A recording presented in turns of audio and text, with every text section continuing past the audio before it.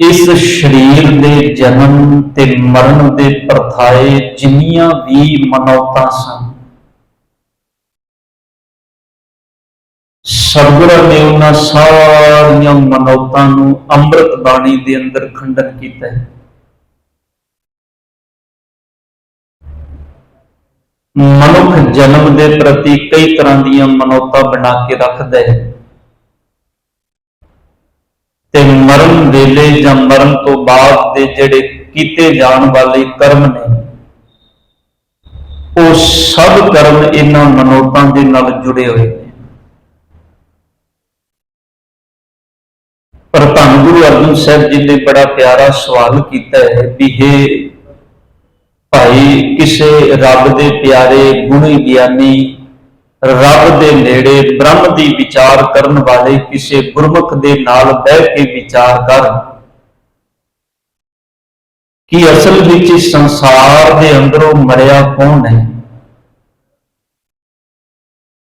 धन गुरु अर्जन साहब जी के पावन वचन आप पढ़ लेना अमृतमयी बाणी के अंदर धन गुरु ग्रंथ साहिब पातशाह जी के 885 अंक ते ये शब्द सुभाईमान है। सब कहते ने कौन मुआ रे कौन मुआ।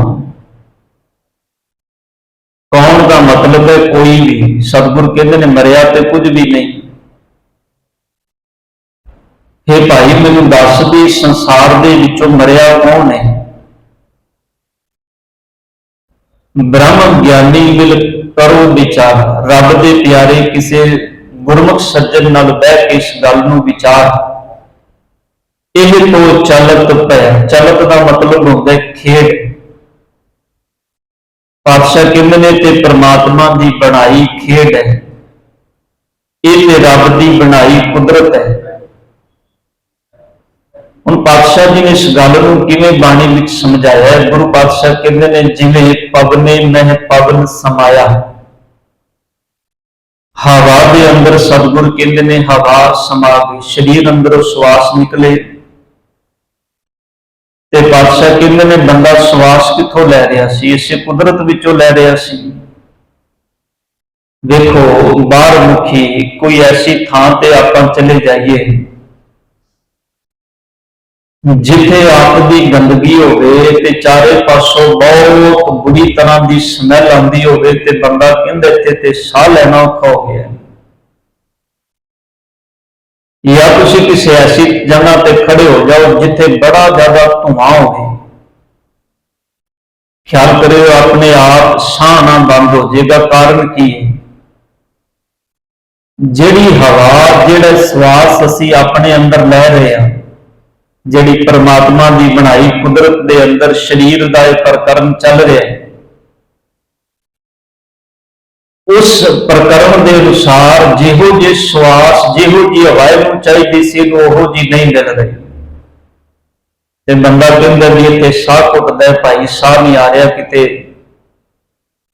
कोई ऐसी थां ते चलो जिथे हवा चंगी होवे। ते गुरु अर्जन देव पातशाह कहते ने पवने मह पवन समाया। सतगुरु कहते ने साह लै रहा सी, ये साह बाहर निकले ने, हवा के अंदर समा गए, अंदर नहीं वापस आए। जीवन किस दौर का नाम है? श्वास बाहर निकले फिर अंदर गए फिर बाहर निकले, ये है जीवन। ते मौत की है? श्वास बाहर निकले ते मुड़ के अंदर नहीं आए, ये मौत है। इसे करके सतगुरु ने बाणी के अंदर आखे हम आदमी हाँ एक दमी, एक दम एक श्वास। जे आ गया तो सतगुरु कहते ने तू आदमी है, ते जे नहीं आया तो दातार पिता कहते ने फिर तू कुछ भी नहीं। धन गुरु अर्जन साहब जी कहते ने जेड़े श्वास लै रहा सी वो बाहर निकले, पवन विच मिल गए, मुड़ के आए नहीं। पवने में पवन समाया, ज्योति में जोत रल जाए। जिहड़ी अंदर जीव आत्मा सी, सब कहते ने ज्योति, ज्योति का मतलब है जोत, जीव आत्मा साडे सबना दे अंदर इको ही है, उनका कोई जेंडर नहीं है। ध्यान देना, रब ने बाहर मुखी बनाया है, पुरख है, स्त्री है, पर जिहड़ी अंदर जीव आत्मा है उनका कोई जेंडर नहीं। सतगुरु पातशाह जी कहते ने ना वह मरे ना आवे जाया। सतगुरु कहते ने ना वह मरदी है, ना वह आंदी है, ना वह जाती है। वो तो सतगुरु कहते ने अविनाशी है, उनका कभी नाश नहीं होता। बाणी का जिहड़ा प्रकरण है, गुरमत की जिहड़ी फिलोसफी है, सतगुरु ग्रंथ साहिब पातशाह जी की जिहड़ी विचारधारा है, सतगुरु उस विचारधारा के अनुसार कहते हैं। पातशाह कहते हैं वो विनाशी है, ना वो मरी ना गई ना आया। सतगुरु पातशाह इसे करके कहते हैं भाई दस मैनू पवने में पवन समाया, ज्योति मह जोत रल। इसे करके बाणी ने आख्या इस जग में पुरख एक है। एक पुरख केड़ा है? परमात्मा। इस जग में पुरख एक है और सगली नार सबाई। और आप जिन्नियां भी आप सब जीव आत्मा, ते जीव आत्मा का कोई जेंडर नहीं। मैं पहले बेनती की सतगुरु पातशाह इसे करके कह रहे हैं जोत जीव आत्मा अंदरों निकली तो जोत जीव आत्मा परमात्मा के अंदर लीन हो गई। पाप जेड़ा तत्त जिस तत्त विचों निकल के तेरे अंदर आया सी, वो तत्त उस तत्त विच मिल गया। पवन विच पवन मिल गई, क्योंकि पवन तत्त तेरे अंदर सी, हवा आ रही सी, जा रही सी, जीवन सी। हवा बाहर निकली ते सतगुरु कहते ने पवन पवन विच मिल गई, अंदर नहीं गई। ते सतगुरु पातशाह कहते ने मौत हो गई। हुण हवा का हवा विच मिलना, सतगुरु कहते हैं ज्योति में जोत रल जाए। इसी तरह जीवात्मा का परमात्मा विच मिलना। फिर पातशाह कहते हैं माटी माटी कोई एक, आ शरीर रूपी मिट्टी, ये मिट्टी विच मिल गई। सतगुरु कहते हैं इको ही हो गई। हुण सतगुरु कहते हैं दा कोई भेद इस जिस थां ते आपां बैठे हुए हैं, या दुनिया का कोई भी थां ऐसी नहीं जिस थां ते असीं बैठे हैं ना, बाबा फरीद साहब कहते हैं जिस आसन हम बैठे किते बैस गया। हुण थल्ले मिट्टी विच मिल गए ते मिट्टी बन गए। गुरु नानक साहब जी का एक बड़ा प्यारा शब्द है, पातशाह जी बख्शिश करते हैं। साहब कहते हैं मिट्टी मुसलमान की भेड़ै पई घुमियार। मुसलमान वीरां दी एक मनोत है भी बंदा मर जाए तो उन्होंने दफनाना चाहिए, उन्होंने आदम नहीं भेंट करनी चाहिए। उन्होंने मनौत जिस जेड़ा इस्लाम धर्म नाल संबंध रखने वाला है, जे उहदे शरीर नूं दफनाया ना जाए या अगन भेंट कर दी जाए तो उसकी कदे गति नहीं होती। वो कहते हैं दोजख विच जांदा है। फिर उन्होंने दूजी मनौत यह है कि जिस दिन ये सारी धरती बिनस जाएगी ना, जिस दिन ये धरती ते परलो आएगी, धरती खत्म हो जाएगी।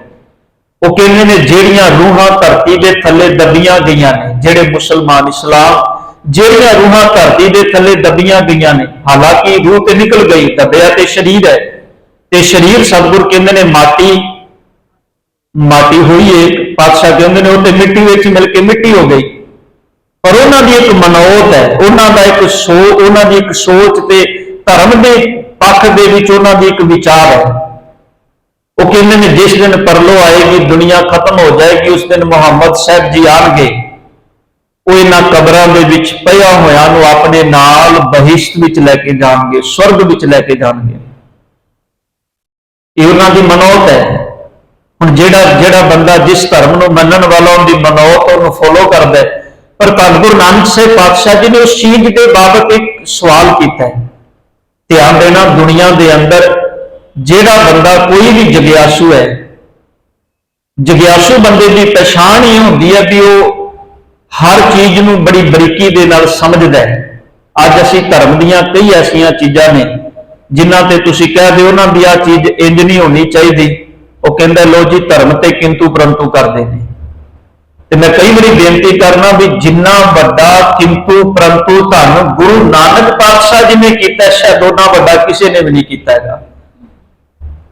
गुरु नानक साहब जी ने हर धर्म की मनौत के उपर जेड़ा भी कोई बंदा गलत मनौत के उपर, यह नहीं सही मनौत, जेड़ी भी मनौत सी, जे सतगुरु हरिद्वार के अंदर गए उत्थे सतगुरां ने मनौत के खंडन किया ना, जेड़े कहंदे सी भी सूरज नूं पानी जो साडे वड्डियां नूं पहुंचदा जांदा है, बजुर्गां नूं पहुंचदा है। बाबे नानक ने आख्या जे इन्ना सुख है बजुर्गां तक पानी पहुंचना, ते सतगुरु ने दूजे पासे हथ करके पानी देना शुरू किया। उन्हें आख्या तुसीं की कर रहे हो? साहब कहते मैं अपने खेतों को दे रहा। जे तुहाडा इन्नी दूर पहुंच सकता है ਤੇ ਮੇਰੇ ਖੇਤ ਤੇ ਚੰਦ ਕਿਲੋਮੀਟਰ ਦੀ ਦੂਰੀ ਤੇ ਨੇ।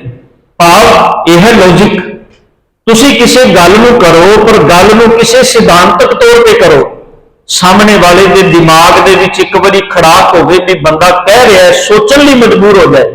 ਸੱਚ ਵਿੱਚ ਲੋਕਾਂ ਨੇ ਗੁਰੂ ਨਾਨਕ ਸਾਹਿਬ ਜੀ ਦੀ ਗੱਲ ਨੂੰ ਬੜੇ ਠਰਮੇ ਨਾਲ ਸੁਣਿਆ ਵੀ ਤੇ ਸਤਿਗੁਰਾਂ ਦੀ ਗੱਲ ਨੂੰ ਮੰਨਿਆ ਵੀ। ਕਿੰਨੀਆਂ ਸੀ ਮਨੌਤਾਂ ਨੇ ਜਿਹੜੀਆਂ ਗੁਰੂ ਨਾਨਕ ਸਾਹਿਬ ਜੀ ਨੇ ਜਿਨ੍ਹਾਂ ਦਾ ਖੰਡਨ ਕੀਤਾ ਹੈ। ਖੈਰ ਮੈਂ ਫਿਰ ਸ਼ਬਦ ਵੱਲ ਪਰਤਾਂ। ਮੇਰੇ ਸਤਿਗੁਰ ਜੀ ਕਹਿੰਦੇ ਨੇ ਮਾਟੀ ਮਾਟੀ ਹੋਈਏ, ਮਿੱਟੀ ਮੁਸਲਮਾਨ ਕੀ ਭੇੜੈ ਪਈ ਘੁਮਿਆਰ, ਘਰ ਪਾਂਡੇ ਇੱਟਾਂ ਕੀਆਂ ਜਲਦੀ ਕਰੇ ਪੁਕਾਰ। ਸਾਹਿਬ ਕਹਿੰਦੇ ਨੇ ਦੇਖੋ ਉਹ ਮਿੱਟੀ ਮਿਲ ਗਈ ਧਰਤੀ ਦੇ ਵਿੱਚ, ਹੁਣ ਘੁਮਿਆਰ ਉਹ ਮਿੱਟੀ ਲੈਣ ਗਿਆ ਭਾਂਡੇ ਘੜਨ ਦੇ ਲਈ। ਹੁਣ ਸਤਿਗੁਰ ਕਹਿੰਦੇ ਨੇ ਅੱਜ ਤੱਕ ਇੰਨੀ ਦੁਨੀਆ ਜੰਮੀ ਤੇ ਇੰਨੀ ਦੁਨੀਆ ਮਰੀ, ਧਿਆਨ ਦੇਣਾ ਇਸੇ ਕਰਕੇ ਬਾਬਾ ਫਰੀਦ ਸਾਹਿਬ ਕਹਿੰਦੇ ਨੇ ਜਿੱਥੇ ਅਸੀਂ ਕਦਮ ਰੱਖਿਆ ਤਾਂ ਪਤਾ ਨਹੀਂ ਥੱਲੇ ਕਿੰਨੇ ਦਫਨ ਹੋਏ ਹੋਣਗੇ। ਤੇ ਮੁਸਲ ਜਿੱਥੋਂ ਘੁਮਿਆਰ ਮਿੱਟੀ ਲੈ ਕੇ ਆਇਆ ਉਸ ਮਿੱਟੀ ਦੇ ਵਿੱਚ ਪਤਾ ਨਹੀਂ ਕਿੰਨੇ ਦਫਨ ਹੋਣਗੇ।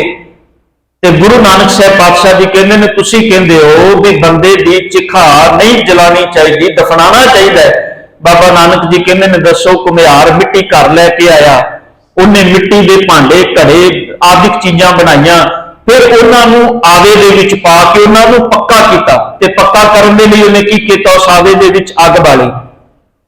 ਹੁਣ ਸਤਿਗੁਰ ਕਹਿੰਦੇ ਨੇ ਉਹੀ ਮਿੱਟੀ ਆਵੇ ਦੇ ਵਿੱਚ ਅੱਗ ਵਿੱਚ ਬਲਦੀ ਹੈ, ਘਰ ਭਾਂਡੇ ਇੱਟਾਂ ਕੀਆਂ ਜਲਦੀ ਕਰੇ ਪੁਕਾਰ। ਸਤਿਗੁਰ ਕਹਿੰਦੇ ਨੇ ਜਦੋਂ ਉਹ ਅੱਗ ਬਲਦੀ ਏ, ਉਹ ਭਾਂਡੇ ਜਦੋਂ ਅੰਦਰ ਸੜਦੇ ਨੇ ਤੇ ਸਤਿਗੁਰ ਕਹਿੰਦੇ ਨੇ ਤੈਨੂੰ ਉਹਨਾਂ ਦੇ ਅੰਦਰੋਂ ਕੋਈ ਪੁਕਾਰ ਨਜ਼ਰ ਆਉਂਦੀ ਏ? ਉਹ ਚੀਕ ਚੀਕ ਕੇ ਪੁਕਾਰ ਕੇ ਤੈਨੂੰ ਇਹੀ ਕਹਿ ਰਹੇ ਨੇ ਵੀ ਭਾਈ ਤੁਹਾਡੀ ਮਨੌਤ ਗਲਤ ਹੈ। ਦੱਸੋ ਹੁਣ ਇਸ ਬੰਦੇ ਨੇ ਜਿਹਨੇ ਘੜੇ ਬਣਾਏ ਨੇ, ਬਾਬਾ ਨਾਨਕ ਜੀ ਕਹਿੰਦੇ ਨੇ ਹੁਣ ਤੁਹਾਡੀ ਮਨੌਤ ਕਿੱਥੇ ਗਈ? ਸਤਿਗੁਰ ਨੇ ਇੱਕ ਦ੍ਰਿਸ਼ਟਾਂਤ ਦਿੱਤਾ ਹੈ ਬਾਣੀ ਦੇ ਅੰਦਰ, ਇਸ ਕਰਕੇ ਦਿੱਤਾ ਤਾਂ ਕਿ ਸਾਨੂੰ ਸਮਝ ਆ ਜਾਏ। ਧੰਨ ਗੁਰੂ ਅਰਜਨ ਸਾਹਿਬ ਪਾਤਸ਼ਾਹ ਕਹਿੰਦੇ ਨੇ ਮਾਟੀ ਮਾਟੀ ਹੋਈ ਏਕ ਰੋਵਨ ਹਾਰੇ ਕੀ ਕਮਨ ਟੇਕ। ਸਾਹਿਬ ਕਹਿੰਦੇ ਨੇ ਜਿਹੜਾ ਰੋ ਰਿਹਾ ਹੈ ਉਹਦਾ ਕੀ ਆਸਰਾ, ਉਹ ਕਿੰਦਾ ਆਸਰਾ ਤੱਕੇ ਪਾਵੋ ਕਿੱਧਰ ਵੇਖੇ। ਤੇ ਪਾਤਸ਼ਾਹ ਕਹਿੰਦੇ ਨੇ ਬ੍ਰਹਮ ਗਿਆਨੀ ਮਿਲ ਕਰੋ ਵਿਚਾਰਾ, ਇਹ ਤੋਂ ਚਲਤ ਪਿਆ ਅਗਲੀ ਕਿਛ ਖਬਰ ਨਾ ਪਾਏ। ਸਤਿਗੁਰ ਕਹਿੰਦੇ ਨੇ ਇਹਨੂੰ ਅੱਗੇ ਦੀ ਸਮਝ ਨਹੀਂ, ਰੋਵਨ ਹਾਰ ਤੇ ਊੜ ਸਿਧਾ। ਸਤਿਗੁਰ ਕਹਿੰਦੇ ਨੇ ਜਿਹੜਾ ਰੋ ਰਿਹਾ ਹੈ ਨਾ ਇਹਨੂੰ ਅਗਲੀ ਖਬਰ ਇਸ ਕਰਕੇ ਨਹੀਂ ਕਿਉਂਕਿ ਜਿਹੜਾ ਰੋ ਰਿਹਾ ਹੈ ਉਹਨੂੰ ਇਹੀ ਪਤਾ ਨਹੀਂ ਵੀ ਭਾਈ ਰਹਿਣਾ ਮੈਂ ਵੀ ਨਹੀਂ, ਰੋਵਨ ਹਾਰ ਦੀ ਊੜ ਸਿਧਾ। ਸਤਿਗੁਰ ਕਹਿੰਦੇ ਨੇ ਜਿਹੜਾ ਰੋ ਰਿਹਾ ਹੈ ਆਖਰ ਇੱਕ ਦਿਨ ਤੇ ਉਹਨੇ ਵੀ ਉੱਠ ਕੇ ਜਾਣਾ, ਸੰਸਾਰ ਤੋਂ ਜਾਣਾ ਤੇ ਕੁਦਰਤੀ ਨਿਯਮ ਹੈ, ਇਹ ਤੇ ਕੁਦਰਤੀ ਪ੍ਰਕਿਰਿਆ ਹੈ। ਪਾਤਸ਼ਾਹ ਜੀ ਕਹਿੰਦੇ ਨੇ ਰੋਣ ਵਾਲਾ ਸਾਹਮਣੇ ਸਰੀਰ ਨੂੰ ਦੇਖ ਕੇ ਰੋ ਰਿਹਾ ਹੈ, ਪਰ ਧੰਨ ਗੁਰੂ ਨਾਨਕ ਪਾਤਸ਼ਾਹ ਕਹਿੰਦੇ ਨੇ ਇਸ ਰੋਣ ਵਾਲੇ ਨੂੰ ਇਹ ਪਤਾ ਨਹੀਂ ਕਿ ਜਿਸ ਤਨ ਨੂੰ ਤੂੰ ਰੋ ਰਿਹਾ ਕੱਲ ਨੂੰ ਇਸ ਥਾਂ ਤੇ ਤੂੰ ਹੋਏਗਾ ਤੇ ਤੈਨੂੰ ਵੀ ਕੋਈ ਰੋ ਰਿਹਾ ਹੋਵੇਗਾ। ਰੋਵਨਹਾਰ ਤੇ ਊੜ ਸਿਧਾਈ। ਪਰ ਸਤਿਗੁਰ ਜੀ ਸਾਰਾ ਪਸਾਰਾ ਹੈ ਕੀ? ਫਿਰ ਪਾਤਸ਼ਾਹ ਜੀ ਕਹਿੰਦੇ ਨੇ ਅਸਲ ਵਿੱਚ ਕੀ ਹੈ ਇਹ ਸਾਰਾ ਪਸਾਰਾ ਜਿਹੜਾ ਪਾਤਸ਼ਾਹ ਕਹਿੰਦੇ ਨੇ ਭਰਮ ਮੋਹ ਕੇ ਬੰਦ। ਸਾਹਿਬ ਕਹਿੰਦੇ ਨੇ ਇੱਕ ਤੇ ਭੁਲੇਖੇ ਵਿੱਚ ਜੀ ਰਹੇ ਨੇ ਤੇ ਦੂਜਾ ਇਹਨਾਂ ਦੇ ਅੰਦਰ ਮੋਹ ਹੈ। ਆ ਜਿਹੜਾ ਮੋਹ ਹੈ ਨਾ ਸਤਿਗੁਰ ਕਹਿੰਦੇ ਨੇ ਮੋਹ ਇਹਨੂੰ ਸਮਝ ਨਹੀਂ ਦੇ ਰਿਹਾ, ਇਹਦੇ ਅੰਦਰ ਦੀ ਸੋਝ ਨੂੰ ਇਸ ਮੋਹ ਨੇ ਦਫਨਾ ਦਿੱਤਾ ਹੈ, ਖਤਮ ਕਰ ਦਿੱਤਾ ਹੈ। ਸਾਹਿਬ ਕਹਿੰਦੇ ਨੇ ਕਿਤੇ ਮੋਹ ਦਾ ਪਰਦਾ ਚੁੱਕ ਕੇ ਵੇਖੇ ਇਹਨੂੰ ਸਮਝ ਆ ਜਾਏਗੀ ਵੀ ਜਿਹੜਾ ਗਿਆ ਹੈ ਇਹ ਕੁਦਰਤੀ ਨਿਯਮ ਹੈ। ਮਾਟੀ ਦੇ ਵਿੱਚ ਮਿੱਟੀ ਮਿਲ ਗਈ ਹੈ, ਪਵਨ ਵਿੱਚ ਪਵਨ ਮਿਲ ਗਈ ਹੈ। ਸਤਿਗੁਰ ਕਹਿੰਦੇ ਨੇ ਤੇ ਕੁਦਰਤੀ ਇੱਕ ਨਿਯਮਾਵਲੀ ਹੈ ਜਿੰਦੇ ਵਿੱਚ ਸਾਰਾ ਪ੍ਰਕਰਮ ਚੱਲ ਰਿਹਾ ਹੈ। ਤੇ ਅੱਜ ਧੰਨ ਗੁਰੂ ਗੋਬਿੰਦ ਸਿੰਘ ਪਾਤਸ਼ਾਹ ਜੀ ਜਿਨ੍ਹਾਂ ਦਾ ਤੁਸੀਂ ਇਹ ਦਿਨ ਜਿਦਨ ਸਤਿਗੁਰ ਜੀ ਜੋਤੀ ਜੋਤ ਸਮਾਏ ਸਨ, ਪਾਵਨ ਦਮਦਮਾ ਸਾਹਿਬ ਜੀ ਦੀ ਧਰਤੀ ਤੇ ਜਿੱਥੇ ਮੇਰੇ ਦਾਤਾਰ ਪਿਤਾ ਜੀ ਨੇ ਧੰਨ ਗੁਰੂ ਗ੍ਰੰਥ ਸਾਹਿਬ ਪਾਤਸ਼ਾਹ ਜੀ ਦੀ ਦੁਬਾਰਾ ਸੰਪਾਦਨਾ ਕੀਤੀ, ਗੁਰੂ ਤੇਗ ਬਹਾਦਰ ਸਾਹਿਬ ਜੀ ਦੀ ਪਾਵਨ ਬਾਣੀ ਵਿੱਚ ਐਡ ਕੀਤੀ। ਇੱਥੇ ਦਾਤਾਰ ਪਿਤਾ ਜੀ ਨੇ ਇਸ ਧਰਤੀ ਤੇ ਰਹਿ ਕੇ ਬੜਾ ਲੰਮਾ ਸਮਾਂ ਸਤਿਗੁਰ ਜੀ ਇਸ ਧਰਤੀ ਤੇ ਰੁਕੇ ਨੇ। ਸਾਹਿਬਜ਼ਾਦਿਆਂ ਦੀ ਸ਼ਹਾਦਤ ਤੋਂ ਬਾਅਦ ਸਤਿਗੁਰ ਨੇ ਇਸ ਥਾਂ ਤੇ ਆ ਕੇ ਦਮ ਲਿਆ, ਇਹਨੂੰ ਇਸੇ ਕਰਕੇ ਦਮਦਮਾ ਸਾਹਿਬ ਕਿਹਾ ਜਾਂਦਾ ਹੈ। ਇਹ ਪੰਜਵਾਂ ਤਖਤ ਹੈ ਪੰਜਾਂ ਤਖਤਾਂ ਦੇ ਵਿੱਚੋਂ। ਇਸ ਥਾਂ ਤੇ ਸਤਿਗੁਰ ਨੇ ਸਿਰਫ ਬਾਣੀ ਸੰਪਾਦਿਤ ਹੀ ਨਹੀਂ ਕੀਤੀ ਬਲਕਿ ਸਤਿਗੁਰੂ ਗੁਰੂ ਗੋਬਿੰਦ ਸਿੰਘ ਪਾਤਸ਼ਾਹ ਜੀ ਨੇ ਸਿੱਖਾਂ ਨੂੰ ਧੰਨ ਗੁਰੂ ਗ੍ਰੰਥ ਸਾਹਿਬ ਪਾਤਸ਼ਾਹ ਜੀ ਦੇ ਮੀਨਿੰਗ ਅਰਥ ਇੱਥੇ ਕਰਕੇ ਦੱਸੇ। ਪੂਰੇ ਗੁਰੂ ਗ੍ਰੰਥ ਸਾਹਿਬ ਪਾਤਸ਼ਾਹ ਜੀ ਦੇ ਮੀਨਿੰਗ ਅਰਥ ਧੰਨ ਗੁਰੂ ਗੋਬਿੰਦ ਸਿੰਘ ਪਾਤਸ਼ਾਹ ਜੀ ਨੇ दमदमा साहिब जी की धरती ते कीते ते सिखां ने बड़े प्यार नाल सरवण कीते। इसे धरती तो सतगुरु पातशाह जी फिर अगले पड़ाव ही निकलते हैं। सतगुरु पातशाह जी को इथों ही सुनेहा मिलता है जो आगरे की धरती ते धन गुरु गोबिंद सिंह पातशाह जी को बहादुर शाह जो तखत ते बह जाता है। बहादुर शाह क्योंकि धन गुरु गोबिंद सिंह पातशाह जी को उन्हें बेनती की भी सतगुरु मेरे पिता तो बाद तख्त मैनू मिल जाए। इन्हां भरावां दे विच आपसी जंग हुई। धन गुरु गोबिंद सिंह पातशाह जी ने उनदे विच बहादुर शाह की मदद की, पर उस मदद करने के पीछे सतगुरां ने कुछ शर्तां रखियां सन। बहादुर शाह ने उस शर्तां कबूलियां।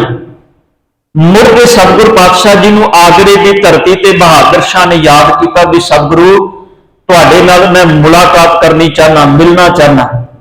साहिब धन गुरु कलगीधर पातशाह जी आगरे की धरती ते जांदे ने।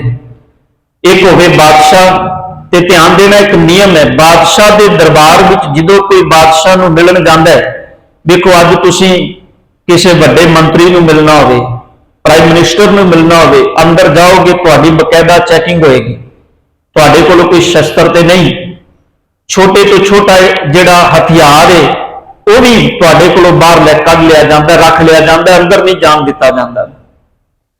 किसी बादशाह को मिलना हो तो शर्तां होंदियां सन भी जिहड़ा भी बादशाह को मिलन आएगा ना वो दस्तार सजा सकता सी, क्योंकि दस्तार सजाने का हक सिर्फ बादशाह को हुंदा सी। ना वो कलगी ला सकता सी, कलगी लाने का हक सिर्फ बादशाह को हुंदा सी। ना वो कोई शस्त्र रख सकता सी, क्योंकि शस्त्र बादशाह के सामने एक खतरा होंदा सी, किते शस्त्र के नाले बादशाह के उपर हुक्मरान के उपर किते कोई हल्ला ना कर दे। ये सारियां शर्तां रखियां जांदियां सन। धन गुरु हरगोबिंद साहब जी ने इन्हां सब शर्तां नूं मनण को इनकार कीता सी। इसे करके जहांगीर दे नाल 4 जंगां सतगुरां नूं लड़नियां पईयां। खैर यह वखरा विषय, सब्जैक्ट वखरा है, पर सतगुरु धन गुरु गोबिंद सिंह पातशाह जी मिलन गए। जो आगरे की धरती पर मुलाकात का जिहड़ा समा नियत होया सी, ये बहादुर शाह के एहलकारां ने इस गल का बड़ा गुस्सा किया भी सब बहादुर शाह बादशाह नूं कोई मिलन आवे, वो शस्त्र कलगी दस्तार वो सारा कुछ अपने नाल लैके अंदर जाए। तो बहादुर शाह ने आख्या भी तुसीं गुरु गोबिंद सिंह पातशाह जी को किसी संसारिक नजरिए तो ना वेखो, वो दीन के मालक ने, उन्होंने धर्म के पक्ष तो वेखण का यत्न करो, क्योंकि बहादुर शाह की बड़ी नेड़ता बन गई धन गुरु कलगीधर पातशाह जी नाल। इत्थे सतगुरां की मुलाकात हुई। इधर वजीर खां इन्हू जो बहादुर शाह के नेड़े धन गुरु गोबिंद सिंह पातशाह जी जान लगे तो वजीर खान इनके अंदर अपनी मौत नजर आने लगी, क्योंकि वजीर खां वो शख्स है जिसने धन गुरु कलगीधर पातशाह जी के छोटे साहिबजादियां नूं शहीद किया, जिन्हें धन गुरु कलगीधर पातशाह जी चमकौर की गढ़ी के अंदर जो सतगुरु पातशाह जी के वड्डे साहिबजादे शहीद हुए, वजीर खान की फौज सब तो ज्यादा ते सब तो अगे सी, सबना दा जिहड़ा आगू सी वो वजीर खान सी। तीसरी गल, वजीर खान ने आनंदपुर साहिब जी का किला खाली करवाने के लिए बकायदा जिहड़ी कुरान पाके कुरान सी उनकी कसम खान की गल की सी, उनका भी मेल जिहड़ा आगू सी वो वजीर खान सी। वजीर खान होने गल चंगी ना लगी, क्योंकि जे गुरु कलगीधर पातशाह जी बहादुर शाह के नेड़े होंदे ने ते बहादुर शाह बादशाह जिउंदे नेड़े होंदे ने ते कल नूं हो सकदा है कि गुरु कलगीधर पातशाह जी मेरे लिए खतरा बन जान, क्योंकि वजीर नूं ये खतरा भापन लगा भी बहादुर शाह नूं किते ना कहण भी तेरे वजीर खान ने मेरे साहिबजादियां नूं शहीद कीता है, किते दे बदले विच मैनूं कोई सजा ना दे दित्ती जाए। धन गुरु गोबिंद सिंह पातशाह जी की आगरे मुलाकात हुई। सतगुरु तो दखन की धरती वाल गए। दखन की धरती वाल जांदियां रस्ते च दादू की मजार आई, जिथे दातार पिता जी ने तीर थले लाया तो सिखां ने आख्या भी सतगुरु तुहाडा हुक्म है जागत जोत जपै निसबासुर एक बिना मन लैक ना आने। पर सतगुरु जी तुहाडा तीर धरती ते छुआण का मतलब है कि तुसीं दादू वाल सिजदा कीता है।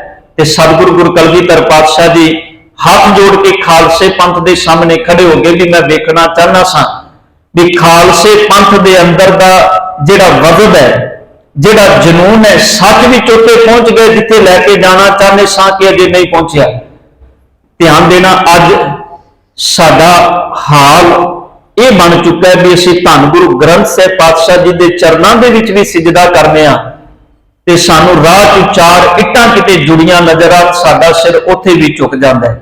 ਅਸੀਂ ਕੋਈ ਪਖੰਡੀ ਨਹੀਂ ਛੱਡਿਆ, ਬਾਬਾ ਨਹੀਂ ਛੱਡਿਆ, ਅਸੀਂ ਕੋਈ ਦੇਹਧਾਰੀ ਨਹੀਂ ਛੱਡਿਆ ਜਿਹਦੇ ਚਰਨਾਂ ਦੇ ਵਿੱਚ ਨਤਮਸਤਕ ਨਾ ਹੋਈਏ, ਬਲਕਿ ਧੰਨ ਗੁਰੂ ਗ੍ਰੰਥ ਸਾਹਿਬ ਪਾਤਸ਼ਾਹ ਜੀ ਦੇ ਪ੍ਰਕਾਸ਼ ਕੀਤੇ ਹੁਣ ਜਿਨ੍ਹਾਂ ਡੇਰੇ ਦੇ ਵਿੱਚ ਤੇ ਸਤਿਗੁਰਾਂ ਦੇ ਬਰਾਬਰ ਆਪਣਾ ਆਸਣ ਲਾ ਕੇ ਬਹਿਣ ਵਾਲੇ ਪਖੰਡੀਆਂ ਨੂੰ ਵੀ ਅਸੀਂ ਅੱਜ ਬੜਾ ਫਕਰ ਨਾਲ ਉਹਨਾਂ ਦੇ ਚਰਨਾਂ ਦੇ ਵਿੱਚ ਸਿਰ ਝੁਕਾਉਂਦੇ ਹਾਂ। ਬੜੀ ਸੋਚਣ ਵਾਲੀ ਗੱਲ ਹੈ। ਧੰਨ ਗੁਰੂ ਕਲਗੀਧਰ ਪਾਤਸ਼ਾਹ ਜੀ ਨੂੰ ਸਿੱਖਾਂ ਨੇ ਕਟਹਿਰੇ ਵਿੱਚ ਖੜਾ ਕਰ ਦਿੱਤਾ ਵੀ ਸਤਿਗੁਰੂ ਇਹ ਤੁਹਾਡੀ ਬੜੀ ਵੱਡੀ ਗਲਤੀ ਹੈ, ਤੇ ਸਹਿਬ ਧੰਨ ਗੁਰੂ ਕਲਗੀਧਰ ਪਾਤਸ਼ਾਹ ਜੀ ਨੇ ਹੱਥ ਜੋੜ ਕੇ ਗਲਤੀ ਸਵੀਕਾਰੀ ਨਹੀਂ। ਬਕਾਇਦਾ ਇਤਿਹਾਸ ਇਹ ਲਿਖਦਾ ਹੈ ਕਿ ਸਤਿਗੁਰੂ ਧੰਨ ਗੁਰੂ ਕਲਗੀਧਰ ਪਾਤਸ਼ਾਹ ਜੀ ਨੂੰ ਸਿੰਘਾਂ ਨੇ ਪੰਜ ਪਿਆਰਿਆਂ ਨੇ ਇਕੱਤਰ ਹੋ ਕੇ, ਕਿਉਂਕਿ ਪੰਜ ਪਿਆਰਿਆਂ ਦੀ ਰੀਤ ਹੁਣ ਤੱਕ ਚੱਲ ਚੁੱਕੀ ਹੈ, ਅੰਮ੍ਰਿਤਪਾਨ 1699 ਦੀ ਵਿਸਾਖੀ ਨੂੰ ਹੋ ਚੁੱਕਾ ਹੈ ਔਰ ਇਹ ਤਕਰੀਬਨ 1708 ਦੀ ਘਟਨਾ ਹੈ। ਧੰਨ ਗੁਰੂ ਗੋਬਿੰਦ ਸਿੰਘ ਪਾਤਸ਼ਾਹ ਜੀ ਨੂੰ ਉੱਥੇ ਬਕਾਇਦਾ ਇਤਿਹਾਸ ਲਿਖਦਾ ਹੈ ਉਹਨਾਂ ਪੰਜਾਂ ਪਿਆਰਿਆਂ ਨੇ ਹੁਕਮ ਦੇ ਮੁਤਾਬਕ ਸਤਿਗੁਰਾਂ ਨੂੰ ਸਜ਼ਾ ਵੀ ਲਾਈ। ਧੰਨ ਗੁਰੂ ਗੋਬਿੰਦ ਸਿੰਘ ਪਾਤਸ਼ਾਹ ਜੀ ਇਸ ਗੱਲ ਤੋਂ ਬੜੇ ਖੁਸ਼ ਹੋਏ ਵੀ ਅੱਜ ਮੇਰੇ ਸਿੱਖਾਂ ਦੇ ਅੰਦਰ ਇੰਨੀ ਜ਼ਰੂਰਤ ਪੈਦਾ ਹੋ ਗਈ ਹੈ ਵੀ ਸੱਚੇ ਵੀ ਕੱਲ ਨੂੰ ਜੇ ਕੋਈ ਇਸ ਥਾਂ ਤੇ ਖੜਾ ਹੋਇਆ ਵੀ ਭਾਵੇਂ ਕੋਈ ਸਮਾਜਿਕ ਤੌਰ ਤੇ ਧਾਰਮਿਕ ਤੌਰ ਤੇ ਕਿੰਨੇ ਵੀ ਉੱਚੇ ਅਹੁਦੇ ਤੇ ਕਿਉਂ ਨਾ ਹੋਵੇ, ਜੇ ਕੱਲ ਨੂੰ ਉਹ ਵੀ ਗਲਤੀ ਕਰਦਾ ਹੈ ਤੇ ਉਹਦੀ ਗਲਤੀ ਦੀ ਸਜ਼ਾ ਵੀ ਖਾਲਸਾ ਪੰਥ ਨੂੰ ਦੇ ਸਕਦਾ ਹੈ। ਸਤਿਗੁਰੂ ਗੁਰੂ ਕਲਗੀਧਰ ਪਾਤਸ਼ਾਹ ਜੀ ਤੋਂ ਦੱਖਣ ਦੀ ਧਰਤੀ ਵੱਲ ਗਏ। ਇੱਥੇ ਸਤਿਗੁਰਾਂ ਦੀ ਮੁਲਾਕਾਤ ਬਾਬਾ ਬੰਦਾ ਸਿੰਘ ਬਹਾਦਰ ਦੇ ਨਾਲ ਹੁੰਦੀ ਹੈ। ਉਹ ਸਾਰਾ ਪ੍ਰਸੰਗ ਆਪ ਜਾਣਦੇ ਹੋ, ਉਸ ਦੀ ਡਿਟੇਲ ਵਿੱਚ ਨਹੀਂ ਜਾਣਾ। ਉੱਥੇ ਸਤਿਗੁਰੂ ਪਾਤਸ਼ਾਹ ਜੀ ਬਾਬਾ ਬੰਦਾ ਸਿੰਘ ਬਹਾਦਰ ਨੂੰ ਅੰਮ੍ਰਿਤ ਦੀ ਦਾਤ ਦਿੰਦੇ ਨੇ ਤੇ ਨਾਮ ਰੱਖਦੇ ਨੇ ਗੁਰਬਖਸ਼ ਸਿੰਘ। ਬਾਅਦ ਵਿੱਚ ਨਾਮ ਬੰਦਾ ਸਿੰਘ ਬਹਾਦਰ, ਕਿਉਂਕਿ ਇਹਨੇ ਆਖਿਆ ਵੀ ਸਤਿਗੁਰ ਮੈਂ ਤੇਰਾ ਬੰਦਾ, ਤੇ ਸਾਹਿਬ ਨੇ ਆਖਿਆ ਤੂੰ ਬੰਦਾ ਬਹਾਦਰ ਹੈ। ਇਹ ਖਿਤਾਬ ਦਿੱਤਾ ਬਹਾਦਰ ਦਾ ਸਤਿਗੁਰਾਂ ਨੇ ਉਹਨਾਂ ਨੂੰ। ਸਤਿਗੁਰ ਧੰਨ ਗੁਰੂ ਕਲਗੀਧਰ ਪਾਤਸ਼ਾਹ ਜੀ ਨੇ ਬਾਬਾ ਬੰਦਾ ਸਿੰਘ ਬਹਾਦਰ ਦੀ ਚੋਣ ਕੀਤੀ ਤੇ ਇਸੇ ਦੱਖਣ ਦੀ ਧਰਤੀ ਤੇ ਜਿੱਥੇ ਇਹਦਾ ਪੰਚਵਟੀ ਦਾ ਇਲਾਕਾ ਸੀ, ਜਿੱਥੇ ਇਹਦਾ ਬਣਾਇਆ ਹੋਇਆ ਸਥਾਨ ਸੀ ਬਾਬਾ ਬੰਦਾ ਸਿੰਘ ਬਹਾਦਰ ਦਾ, ਮਾਧੋਦਾਸ ਬੈਰਾਗੀ ਦਾ, ਉਸ ਥਾਂ ਤੇ ਜੇ ਸਤਿਗੁਰ ਜੀ ਤੰਬੂ ਵਿੱਚ ਰੁਕੇ ਨੇ। ਇਧਰੋਂ ਵਜ਼ੀਰ ਖਾਨ ਦੇ ਭੇਜੇ ਹੋਏ ਦੋ ਅਹਿਲਕਾਰ, ਦੋ ਪਠਾਨ, ਜਿਨ੍ਹਾਂ ਦਾ ਇਤਿਹਾਸ ਵਿੱਚ ਨਾਮ ਆਇਆ ਜਮਸ਼ੇਦ ਖਾਂ ਤੇ ਗੁਲ ਖਾਂ। ਇਹ ਪਿੱਛਾ ਕਰਦਿਆਂ ਕਰਦਿਆਂ ਇਤਿਹਾਸ ਲਿਖਦਾ ਵੀ ਇਹ ਆਨੰਦਪੁਰ ਸਾਹਿਬ ਦੀ ਧਰਤੀ ਤੇ ਮਾਤਾ ਜੀ ਨੂੰ ਵੀ ਮਿਲੇ ਜਾ ਕੇ ਵੀ ਅਸੀਂ ਗੁਰੂ ਗੋਬਿੰਦ ਸਿੰਘ ਜੀ ਨੂੰ ਮਿਲਣਾ ਚਾਹੁੰਦੇ ਹਾਂ, ਤੇ ਸੂਹ ਲੈ ਕੇ ਦੱਖਣ ਦੀ ਧਰਤੀ ਤੇ ਪਿੱਛਾ ਕਰਦਿਆਂ ਕਰਦਿਆਂ ਪਹੁੰਚ ਗਏ। ਮਨਸ਼ਾ ਇੱਕੋ ਹੀ ਸੀ, ਵਜ਼ੀਰ ਖਾਨ ਨੇ ਇਹਨਾਂ ਦੀ ਡਿਊਟੀ ਲਾਈ ਸੀ ਵੀ ਤੁਹਾਨੂੰ ਜਦੋਂ ਸਮਾਂ ਮਿਲੇ ਗੁਰੂ ਗੋਬਿੰਦ ਸਿੰਘ ਪਾਤਸ਼ਾਹ ਜੀ ਨੂੰ ਤੁਸੀਂ ਉਹਨਾਂ ਤੇ ਹੱਲਾ ਕਰਨਾ ਹੈ। ਮੈਂ ਤੁਹਾਡੇ ਮੂੰਹ ਖਬਰ ਸੁਣਨਾ ਚਾਹਨਾ ਵੀ ਤੁਸੀਂ ਗੁਰੂ ਗੋਬਿੰਦ ਸਿੰਘ ਜੀ ਨੂੰ ਮਾਰ ਦਿੱਤਾ ਹੈ, ਸ਼ਹੀਦ ਕਰ ਦਿੱਤਾ ਹੈ। ਧੰਨ ਗੁਰੂ ਗੋਬਿੰਦ ਸਿੰਘ ਪਾਤਸ਼ਾਹ ਜੀ ਦੱਖਣ ਦੀ ਧਰਤੀ ਤੇ ਇੱਥੇ ਤੰਬੂ ਵਿੱਚ ਨੇ। ਰਾਤਰੀ ਦੇ ਸਮੇਂ ਇਹਨਾਂ ਨੇ ਸਮਾਂ ਵਾਚਿਆ, ਵੇਖਿਆ ਵੀ ਕੋਈ ਸਿੱਖ ਗੁਰੂ ਦੇ ਨੇੜੇ ਨਹੀਂ। ਧੰਨ ਗੁਰੂ ਕਲਗੀਧਰ ਪਾਤਸ਼ਾਹ ਜੀ ਉਹਨਾਂ ਦੇ ਬਾਬਤ ਜਦੋਂ ਤੁਸੀਂ ਇਤਿਹਾਸ ਪੜ੍ਹਦੇ ਹੋ ਇਹ ਗੱਲ ਸੱਚ ਹੈ ਵੀ ਸਤਿਗੁਰੂ ਪਾਤਸ਼ਾਹ ਜੀ ਕਦੀ ਆਪਣੇ ਤੋਂ ਸ਼ਸਤਰ ਅਲੱਗ ਨਹੀਂ ਸੀ ਕਰਦੇ। ਜਿਹੜੀ ਸਤਿਗੁਰਾਂ ਦੀ ਕਿਰਪਾਨ ਸੀ ਉਹ ਹਮੇਸ਼ਾ ਸਤਿਗੁਰਾਂ ਦੇ ਨਾਲ, ਸਤਿਗੁਰਾਂ ਦੇ ਕਮਰ ਕੱਸੇ ਦੇ ਵਿੱਚ ਹੁੰਦੀ ਸੀ। ਜਦੋਂ ਸਤਿਗੁਰ ਰਾਤ ਨੂੰ ਆਰਾਮ ਕਰਦੇ ਸਨ ਤੇ ਸਤਿਗੁਰ ਪਾਤਸ਼ਾਹ ਜੀ ਉਸ ਕਿਰਪਾਨ ਨੂੰ ਆਪਣੇ ਨਾਲ ਰੱਖਦੇ ਸਨ ਤੇ ਸਤਿਗੁਰਾਂ ਦਾ ਇੱਕ ਹੱਥ ਹਮੇਸ਼ਾ ਉਸ ਕਿਰਪਾਨ ਦੀ ਮੁੱਠੀ ਤੇ ਰਹਿੰਦਾ ਸੀ। ਇਹਦਾ ਜ਼ਿਕਰ ਸਾਨੂੰ ਉਦੋਂ ਵੀ ਮਿਲਦਾ ਜਦੋਂ ਸਤਿਗੁਰ ਜੀ ਚਮਕੌਰ ਦੀ ਗੜੀ ਵਿੱਚੋਂ ਨਿਕਲੇ ਤੇ ਸਤਿਗੁਰ ਪਾਤਸ਼ਾਹ ਜੀ ਅੱਗੇ ਜੰਗਲਾਂ ਦੇ ਵਿੱਚ ਜਦੋਂ ਸਤਿਗੁਰ ਜਾਂਦੇ ਨੇ, ਉੱਥੇ ਜਦੋਂ ਪਾਤਸ਼ਾਹ ਜੀ ਦੀ ਮੁਲਾਕਾਤ ਪੰਜਾਬਾਂ ਤੇ ਗੁਲਾਬਾਂ ਨਾਲ ਹੁੰਦੀ ਹੈ, ਉੱਥੇ ਵੀ ਇਸ ਗੱਲ ਦਾ ਜ਼ਿਕਰ ਮਿਲਦਾ ਹੈ। ਪਰ ਪਾਤਸ਼ਾਹ ਜੀ ਜਦੋਂ ਰਾਤਰੀ ਨੂੰ ਸੁੱਤੇ ਨੇ, ਆਰਾਮ ਕਰਨ ਲਈ ਆਏ ਨੇ, ਜਮਸ਼ੇਦ ਖਾਨ ਨੇ ਉਸ ਵਕਤ ਧੰਨ ਗੁਰੂ ਗੋਬਿੰਦ ਸਿੰਘ ਪਾਤਸ਼ਾਹ ਜੀ ਦੇ ਉੱਪਰ ਤਿੱਖੀ ਕਟਾਰ ਦੇ ਨਾਲ ਹਮਲਾ ਕੀਤਾ। ਇਤਿਹਾਸ ਲਿਖਦਾ ਕਟਾਰ ਸਤਿਗੁਰ ਪਾਤਸ਼ਾਹ ਜੀ ਦੀ ਕਮਰ ਦੇ ਵਿੱਚ, ਜਿਸ ਪਾਸੇ ਦਿਲ ਹੁੰਦਾ ਹੈ ਨਾ ਸਾਡਾ, ਇਸ ਪਾਸਿਓਂ ਸਤਿਗੁਰਾਂ ਦੇ ਅੰਦਰ ਤਕਰੀਬਨ 2 ਫੁੱਟ ਤੱਕ ਉਹ ਕਿਰਪਾਨ ਅੰਦਰ ਗਈ। ਇੱਥੋਂ ਤੱਕ ਲਿਖਿਆ ਕਿ ਸਤਿਗੁਰ ਪਾਤਸ਼ਾਹ ਜੀ ਦਾ ਜਿਹੜਾ ਹਾਰਟ ਹੈ, ਦਿਲ ਹੈ, ਦਿਲ ਨੂੰ ਵੀ ਸਤਿਗੁਰਾਂ ਦੇ ਟੱਚ ਕੀਤੀ, ਜਿਗਰ ਨੂੰ ਵੀ ਅੰਦਰ ਤੱਕ ਗਈ। ਪਾਤਸ਼ਾਹ ਜੀ ਨੇ ਉਸ ਚੀਜ਼ ਨੂੰ ਸੰਭਾਲਦਿਆਂ ਹੋਇਆਂ ਜਮਸ਼ੇਦ ਖਾਨ ਨੂੰ ਆਪਣੀ ਕਿਰਪਾਨ ਦੇ ਨਾਲ ਉਸ ਥਾਂ ਤੇ ਝਟਕਾ ਦਿੱਤਾ। ਧੜ ਸਿਰ ਨਾਲੋਂ ਵੱਖ ਕਰ ਦਿੱਤਾ ਉਹਦਾ ਸਿਰ ਧੜ ਨਾਲੋਂ। ਗੁਲ ਖਾਨ ਜਾਨ ਬਚਾ ਕੇ ਭੱਜਿਆ ਪਰ ਸਿੱਖਾਂ ਦੇ ਹੱਥ ਆ ਗਿਆ। ਗੁਲ ਖਾਨ ਨੇ ਸਾਰੀ ਗੱਲ ਸਾਹਮਣੇ ਪ੍ਰਗਟ ਕਰ ਦਿੱਤੀ ਵੀ ਅਸੀਂ ਵਜ਼ੀਰ ਖਾਨ ਦੇ ਭੇਜੇ ਹੋਇਆ, ਸਾਨੂੰ ਇਹ ਹੁਕਮ ਹੋਇਆ ਸੀ ਵੀ ਗੁਰੂ ਗੋਬਿੰਦ ਸਿੰਘ ਪਾਤਸ਼ਾਹ ਜੀ ਨੂੰ ਤੁਸੀਂ ਮਾਰਨਾ ਹੈ। ਖੈਰ ਸਤਿਗੁਰੂ ਗੁਰੂ ਗੋਬਿੰਦ ਸਿੰਘ ਪਾਤਸ਼ਾਹ ਜੀ ਦਾ ਫੱਟ ਸਿੱਖਾਂ ਦੇ ਵੱਲੋਂ बड़े चंगे वैद बुला के वो फट सीता गया। कुछ समय बाद वो फट ठीक भी होया। इधरों सतगुरु पातशाह जी ने जो फट कुछ ठीक होया, बाबा बंदा सिंह बहादुर नूं सतगुरां ने 5 तीर पखे विचों दिते। सतगुरां ने नाल नेजा दिता अपना, दातार पिता जी ने 5 सिख दिते। पंजाब की धरती वाल बाबा बंदा सिंह बहादुर नूं तोड़िया। इत्थे सिख कोई बड़ी वधिया कमान बना के लियाया सतगुरां लई, और इतिहास ने उनका वजन भी दिता भी बड़ी वड्डी कमान सी जिहदे ते सतगुरु चिला चढ़ाउण लगे। वो चिला चढ़ाते आ, जिहड़े जख्म सन अजे हरे सन, चंगी तरह नहीं सन ठीक होए, वो जख्म फिर अंदरों फट गए, खून अंदर रिसन लगा। ते साहिब धन गुरु गोबिंद सिंह पातशाह जी ने खालसे पंथ नूं आग्या कीती भी हुण समा आ गया है, सारे सिखां नूं एक थां ते इकट्ठे होण दे लई आखिया। धन गुरु ग्रंथ साहिब पातशाह जी का पावन प्रकाश किया गया। वो बीड़ जिहड़ी दमदमा साहिब की धरती ते सतगुरां ने आप लिखवाई, वो बीड़ सतगुरां दे नाल सी। उस बीड़ का प्रकाश किया जाता है। तो उस वक्त सतगुरु जी हुक्म करते हैं सारी सिख संगत नूं कि अज तो बाद शरीरक जामा इत्थे संपूर्ण होंदा है। तुहाडे अगे तो जिहड़े गुरु ने जुगो जुग अटल शब्द गुरु धन गुरु ग्रंथ साहिब पातशाह जी होणगे, जो दिन आप परसों मना के गए। धन गुरु ग्रंथ साहिब जी का गुरता गद्दी दिवस सतगुरां ने गुरता गद्दी धन गुरु ग्रंथ साहिब पातशाह जी नूं देण तो बाद धन गुरु कलगीधर पातशाह जी अज दे दिन साहिब जी ज्योति जोत समाए। सतगुरु धन गुरु गोबिंद सिंह पातशाह जी दे ज्योति जोत समाउण ते सिखां ने गल पुछी भी सतगुरु जी जे तुहाडे दीदार करने होण ते पातशाह जी कहते हैं धन गुरु ग्रंथ साहिब पातशाह जी की पावन बाणी पढ़ियो, उनदे विचों मेरे दीदार होणगे। सिख कहण लगे सतगुरु जी गुरु ग्रंथ साहिब पातशाह जी की पावन बाणी साडे सामने ना होवे ते पातशाह कहण लगे 5 प्यारियां नूं त्यार बर त्यार वेख लेना, उन्हां विचों मेरे दर्शन होणगे। सिख कहंदे सतगुरु जी 5 भी ना होण, जे सिख इकल्ला ही होवे किसी थां ते सतगुरु कहंदे ने जे कल्ला भी होवे ना कि त्यार बर त्यार होकर शीशे के सामने खड़ा हो जाए। उस शीशे के विचों जो अपना स्वरूप वेखेगा उन्होंने अपने स्वरूप विचों मेरे दर्शन होणगे। ये धन गुरु कलगीधर पातशाह जी का हुक्म सी जो सतगुरां ने अखीरले समय समुचे पंथ नूं कीता ते नाल धन गुरु ग्रंथ साहिब पातशाह जी नूं गुरता गद्दी सतगुरां ने बख्शिश की। अज आपां सारे सतगुरां दा ज्योति जोत समाउण दिहाड़ा गुरु की गोद विच बैठ के मना रहे हैं। अरदास करिए सतगुरां दे चरनां विच कि जो कर्म मेरे सतगुर ने अपनी पावन बाणी तो या अपने इतिहास विचों साडे सामने सानू कर्म की प्रेरणा दिती है, असीं उन्हां कर्मां नूं अपने जीवन विच गुरु की आग्या समझ के कमा सकीए। धन गुरु कलगीधर पातशाह जी दीआं सीसां प्राप्त करन दे लई खंडे बाटे दी पोल लैके तैयार बर तैयार सिंह बणीए, गुरु कलगीधर पातशाह जी दे बच्चे बणीए। यही सतगुरां दे चरनां विच अज दे दिन अरदास बेनती करिए। सतगुर किरपा करन, होईयां गलतियां बख्श